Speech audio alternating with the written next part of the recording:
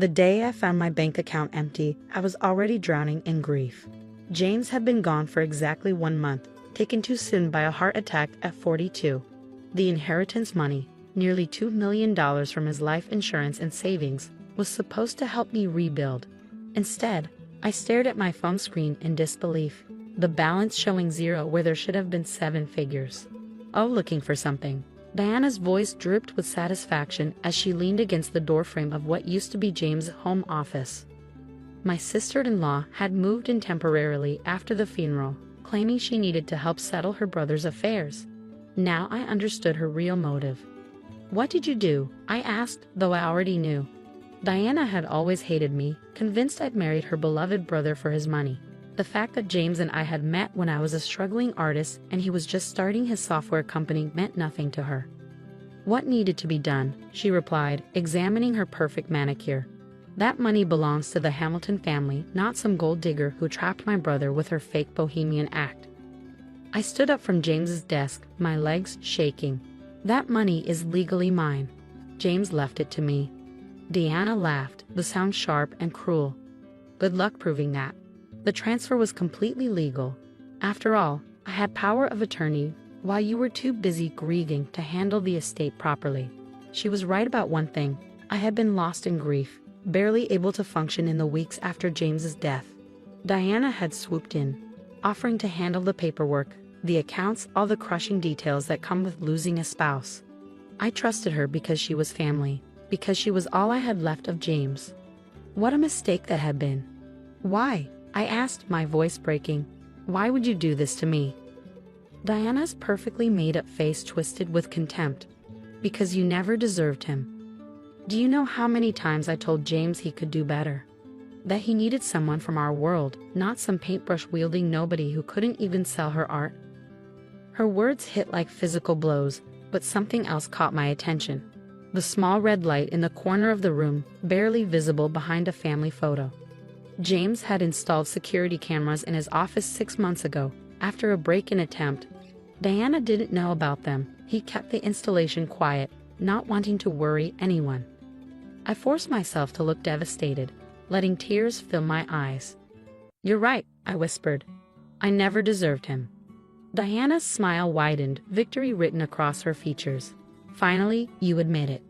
Don't worry, I'll put the money to better use than you ever could. The Hamilton Foundation will thrive under my leadership."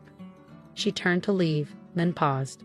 "Oh, and you should probably start packing. This house belongs to the Hamilton estate now. I'll be serving you with eviction papers tomorrow." As soon as she left, I moved quickly to James's computer. The camera system was state-of-the-art, recording everything to a secure cloud server that only James and I could access.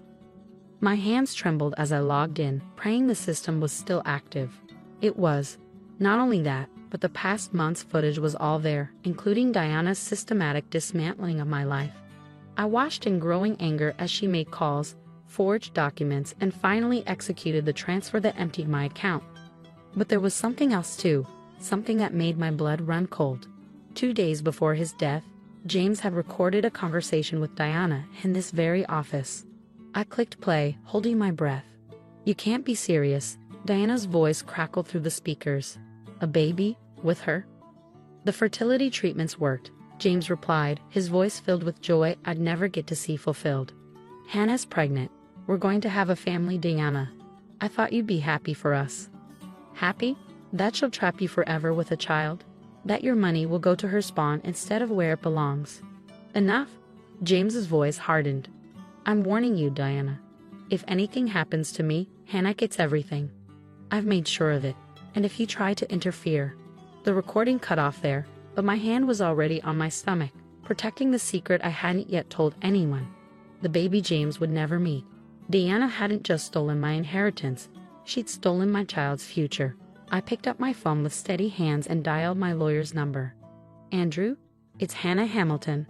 I need you to come over right away. And bring someone who specializes in criminal law. I have evidence of fraud, theft, and possibly something much worse." Diana thought she'd won. She thought she'd taken everything from me, but she'd forgotten one crucial detail. James had always been smarter than her, always one step ahead. And now, I had proof of everything. Within hours of discovering the video evidence, my living room had become a war room. Andrew Chen, my lawyer, sat reviewing the footage while Maria Santos, a criminal attorney he'd brought with her, took detailed notes. "This is beyond fraud," Maria said, looking up from her laptop. The timing of James's death, combined with Diana's actions immediately afterward, it raises serious questions. I felt sick. You think she might have? We can't make accusations without proof, Andrew cut in quickly. But we can use what we have. The footage shows clear evidence of fraud, forgery, and theft. That's enough to get the police involved. But I had other plans forming. Not yet, I said quietly. I want to give her enough rope to hang herself first. The next morning, Diana arrived with an eviction notice, just as she threatened. I accepted it meekly, playing the part of the defeated widow. "I'll need a few days to pack," I said, letting my voice shake. "And there's something else you should know." Diana raised an eyebrow, impatient. "I'm pregnant," I whispered. "It's James's baby." The color drained from her face. For a moment, her mask slipped, revealing something dark and dangerous beneath. "You're lying." I pulled out a sonogram, the one I'd been saving to show James before he died. "I have proof." Diana snatched the paper from my hands, her perfectly manicured nails crumpling the edges. "This changes nothing," she snapped, but I could see the panic in her eyes. "You'll never prove it's his." "DNA testing exists," I reminded her softly, "and James's child would be entitled to his estate, wouldn't they?" She left in a hurry after that, but I knew what would happen next. The cameras were still rolling in the office, and sure enough, Diana returned that night when she thought I was sleeping. I watched through the live feed as she tore through James's desk, searching frantically for something. When she found his private journal, her hands shook as she read the last entry, the one where he'd written about our successful fertility treatment. The next day, she called a meeting with the family lawyer, Gregory Phillips. I had cameras installed in the living room by then, courtesy of Andrew's connections. "We need to move faster," Diana told Gregory, pacing the room. "That bitch is pregnant. If she has James's baby, we lose everything." Gregory looked uncomfortable. "Diana, if there's a legitimate heir." "There won't be," she cut in. "I need you to draft papers renouncing her claim to the estate. Use whatever pressure necessary. Threaten her, tell her we'll contest paternity, anything. Just get her to sign. And if she refuses?" Diana's smile was chilling. "Then we'll handle it the same way we handled James." The lawyer went pale. "What are you saying?" "Nothing you need to worry about," Diana replied smoothly. "Just get those papers ready." That evening, I received a visit from Detective Sarah Chen. No relation to Andrew, but equally determined to see justice done. "We've been investigating your husband's death," she said quietly. "The autopsy showed irregularities we couldn't explain. Now, with this new evidence," I handed her a USB drive containing all the footage. "There's more," I said. "Diana's been making calls from James' office. Last night, she contacted someone about taking care of a problem. I have it all recorded." Detective Chen's eyes narrowed. "You've been gathering evidence." "I learned from the best," I replied, touching the photo of James on my desk. "My husband always said to be prepared." The next week passed in a blur of activity. Diana grew increasingly agitated as her attempts to force me out failed. The family lawyer, Gregory Phillips, suddenly disappeared after my lawyers contacted him about being a witness. Then came the morning I'd been waiting for. Diana stormed into the house, waving papers. "Sign these," she demanded. "Sign them, and I'll let you walk away with enough to start over." I took the papers with trembling hands, real trembling this time, because this was it. "What exactly am I signing?"